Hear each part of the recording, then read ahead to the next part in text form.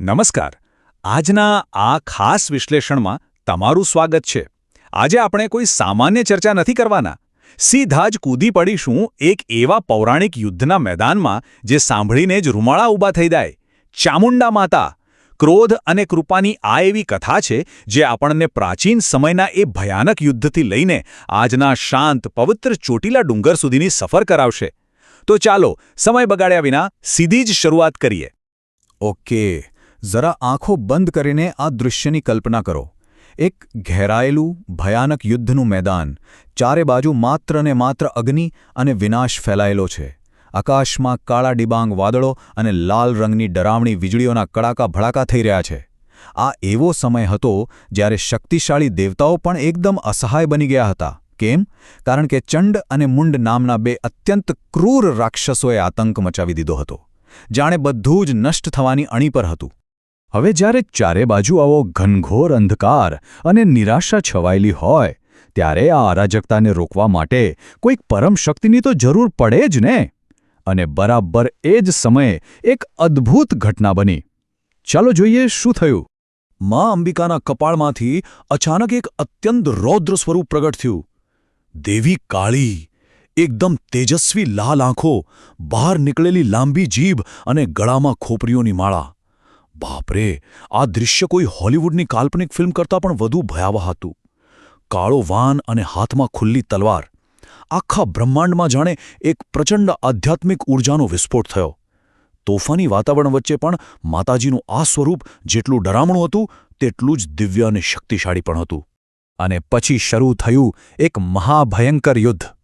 એવો ટકરાવ જેણે આકાશ અને પાતાળ બંનેને હચમચાવી દીધા. જાણે કોઈ પ્રચંડ વાવાઝોડું આવ્યું હોય એમ હજારો રાક્ષસોનો એક જ ઝાટકે સફાયો થવા લાગ્યો. હવે આ ઘટનાક્રમ કેવી રીતે આગળ વધે છે તે બરાબર સમજવા જેવું છે. જુઓ, સૌથી પહેલાં ચંડ અને મુંડ દેવતાઓ પર હુમલો કરે છે. પછી પરિસ્થિતિ હાથમાંથી જતી જોઈને મા અંબિકાના કપાળમાંથી દેવી કાળી પ્રગટ થાય છે. ત્રીજા તબક્કામાં તો જાણે અગ્નિનું તોફાન આવે છે, જેમાં આખી રાક્ષસ સેના બળીને ખાખ થઈ જાય છે.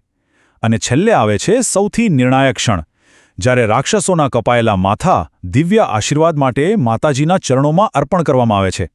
એકદમ ફાસ્ટ પેસ્ડ એક્શન જેવું છે આ બધું. હવે આવે છે આ કથાનો ક્લાઇમેક્સ. ધર્મની રક્ષા માટે માતાજીનો ક્રોધ તેની ચરમસીમાએ પહોંચે છે અને આખરે ચંડ અને મુંડનો અંત આવે છે.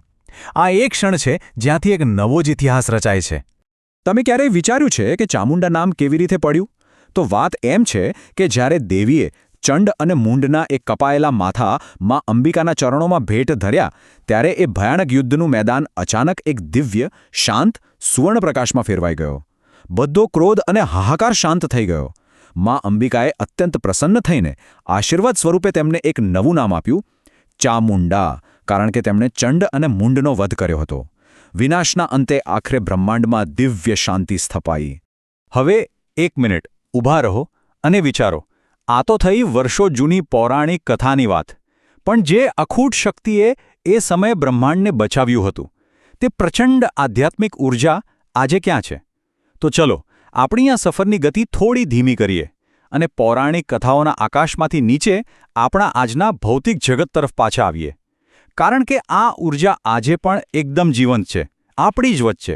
અને એ ઊર્જાનું જીવંત કેન્દ્ર છે ગુજરાતનો આપણો જાણીતો ચોટીલા ડુંગર. જરા કલ્પના કરો ચોટીલા ડુંગરના રાત્રિના એ રહસ્યમયી વાતાવરણની, જ્યાં એક અલગ જ પ્રકારની શાંતિ અને શક્તિનો અહેસાસ થાય છે. હવે અહીં ફક્ત એક શબ્દ પર ધ્યાન આપો: હજારો. દરરોજ હજારોની સંખ્યામાં ભક્તો માતાજીના દર્શનાર્થે આવે છે. ડુંગરની ટોચ પર બિરાજમાન માતાના દર્શન કરવા અને એ દિવ્ય આભાનો અનુભવ કરવા લોકો હજારો પગથિયા ચડે છે.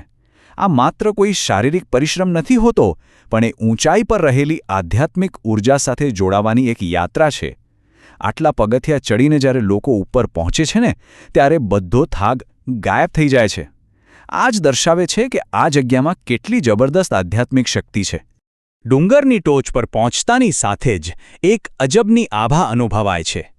ભક્તો સાક્ષાત દેવીની શક્તિ, એમની હાજરી અને અદ્ભુત શાંતિનો અહેસાસ કરે છે, જાણે માતાજી સ્વયં ત્યાં આશીર્વાદ આપવા બિરાજમાન હોય.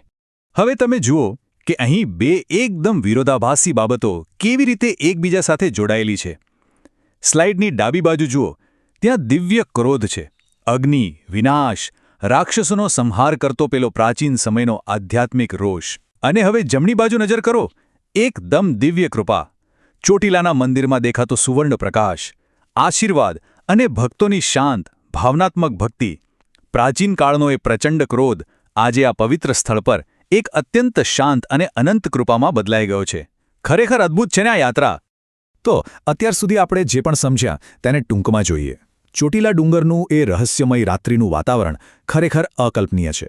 ત્યાંના ઘેરા વાદળો જાણે કોઈ અદૃશ્ય આધ્યાત્મિક શક્તિથી ચાર્જ થયેલા લાગે છે.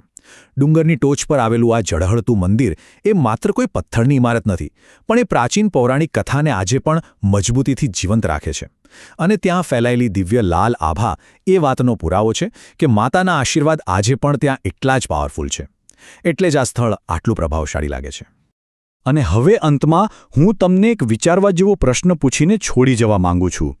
શું તમને લાગે છે કે આ પ્રાચીન પૌરાણિક કથાઓને કારણે ચોટીલા ડુંગરનું વાતાવરણ આટલું રહસ્યમય અને દિવ્ય બની ગયું છે?